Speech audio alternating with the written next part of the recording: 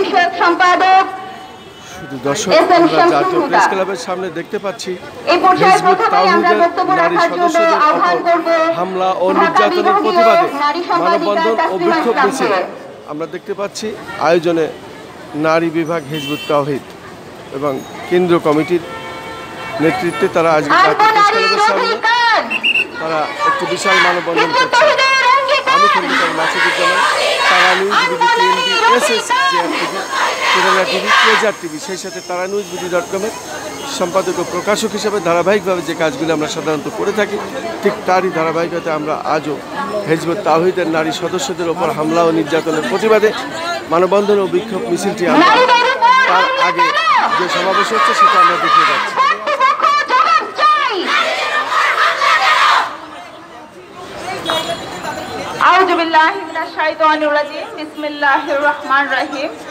আজকে হিজবুত তাওহীদ নারী বিভাগ কর্তৃক আমাদের এই মানববন্ধন প্রতিবাদ স্বরূপ আমরা মানববন্ধনের আয়োজন করেছি। আমাদের কথা হলো, আপনারা জানেন বিশ্বে কোনো জাতি যদি উন্নতির শিখরে পৌঁছে উন্নতি লাভ করে, সেই জাতিটা তার অর্ধেক শক্তিকে দমিয়ে রেখে তারা কিন্তু উন্নতির শিখরে পৌঁছায় নেয়।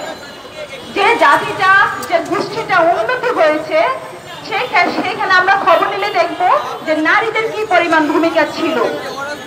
ঠিক আখিরি নবী, বিশ্ব নবী হুজুরে পাক রাসূল সাল্লাল্লাহু আলাইহি সাল্লাম উনিও মানব জাতিকে একটি সভ্যতা, উন্নত সভ্যতা উপহার দিয়েছিলেন। দীর্ঘদিন পরে সেই উন্নত হিজবুত তাওহীদের নারী সদস্যদের উপর হামলা ও নির্যাতনের প্রতিবাদে মানববন্ধন ও বিক্ষোভ মিছিল।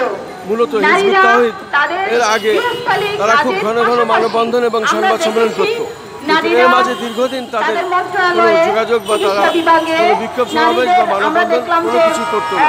কিন্তু আজকে আকস্মিকভাবে আমরা দেখতে পাচ্ছি জাতীয় প্রেস ক্লাবের সামনে তারা আজকে শত শত নারী এখানে উপস্থিত হয়েছেন এবং দীর্ঘদিন পরে তাদের দাবি নিয়ে আজকে তুলে ধরেছেন জাতীয় প্রেস ক্লাবের সামনে।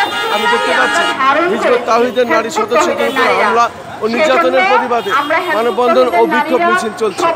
আমি সেটাই ধারণ করছি। আমাদের সমাজের অন্যায়গুলো দূর করার জন্য একটি নতুন সভ্যতার বিনিময়ে ইসলামের প্রকৃত আদর্শ নিয়ে আমরা মাঠে ভূমিকা রাখছি।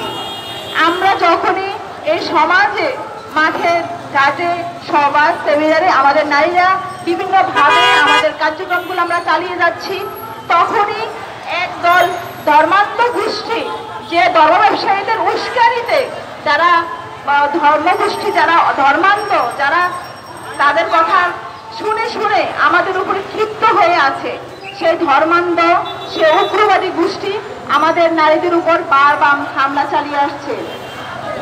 আমাদের নারীদের যখন আমরা দেখলাম যে এই সম্প্রতি সারা বাংলাদেশে বিভিন্ন জায়গায় আমাদের নারীদের উপর হামলা হয়েছে। আমি যদি ঢাকার কথা বলি, আমাদের সাভার, মিরপুর সহ অনেক জায়গায় আমাদের নারী নেতৃত্বের সহ তারা আক্রান্ত করেছে।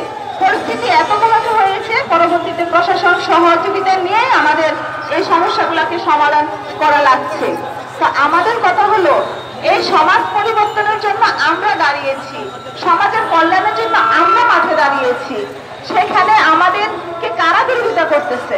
যারা এই দেশের সার্বভৌমত্ব চায়নি, এই দেশের যারা বরাবরই সার্বভৌমত্বের বিরোধিতা করেছে, উগ্রবাদীর সাথে জড়িত, যারা উগ্রবাদীকে প্রমোট করছে, তারাই হিজবুত তাওহীদের বরাবর বিরোধিতা করে আসছে। আমি বলবো, আপনারা যারা ধর্মের নামে রাষ্ট্রদ্রোহী, যারা স্বাধীনতা বিরোধী, ঠিক তাদের কথাই তারা তুলে ধরছেন। যারা রাষ্ট্রবিরোধী তাদের কথাই তারা তুলে ধরছেন এবং এটাই স্পষ্ট তারা তাদের বক্তব্য প্রকাশ করছে। এটাই আসলে আজকে হিজবুত তাওহীদের নারী সদস্যদের উপর হামলা ও নির্যাতনের প্রতিবাদ এবং এই প্রতিবাদে মানববন্ধন ও বিক্ষোভ মিছিলে তারা এই কথাগুলো বক্তারা বলছেন, তারা কেন্দ্রীয় কমিটির নারী নেত্রীরা এই বক্তব্য দিচ্ছেন। আমি সেটাই এটা ধারণ করে যাচ্ছি এবং সেটাই আমি দেখে যাচ্ছি। নারীদের উপস্থিতি আমরা দেখতে পাচ্ছি, অর্থাৎ এই ফতোয়া কিন্তু আপনাদের নিচ্ছে না নারীরা। আমার কথা হলো, আপনারা শুধুমাত্র মসজিদগুলোতে আপনারা কক্ষিগত করে মসজিদে নারীদেরকে জায়গা দেন না, শুধু এই জায়গাটাতে আপনাদের ক্ষমতা দেখিয়ে নারীদেরকে মসজিদ থেকে বের করে দিয়েছেন। বাজারে, ঘাটে, সর্বত্রে আমরা নারীদেরকে দেখি, কিন্তু শুধুমাত্র মসজিদ এগুলোকে আমরা দেখি না, অর্থাৎ মসজিদ মাদ্রাসাগুলো আপনাদের কক্ষিগত। তা আমাদের কথা হলো এই সমাজকে যদি উন্নতির শিখরে নিতে হয় তাহলে রাষ্ট্রের যে কল্যাণকর যে কাজগুলো আছে সেই কাজগুলোর সাথে, উন্নয়নমূলক কাজগুলোর সাথে যদি নারী স্বাধীনতার সাথে ভূমিকা রাখে তাহলে ইনশাল্লাহ আমরা একটা বিশ্বের বুকে শক্তিশালী মাইট হিসেবে আমরা দাঁড়াতে পারবো। এই হলো আমাদের কথা। সবাইকে আমি আবারও সংগ্রামী শুভেচ্ছা জানিয়ে এবং যারা বারবার আক্রান্ত করছেন আমাদের নারীদেরকে আমি একটা কথা বলতে চাই এই জায়গা থেকে যে আপনারা আমাদের নারীদেরকে হামলা করে আক্রান্ত করতে পারবেন না, কারণ ফেসবুক তৈরি এক বিপ্লবের মূল মন্ত্রে উজ্জীবিত।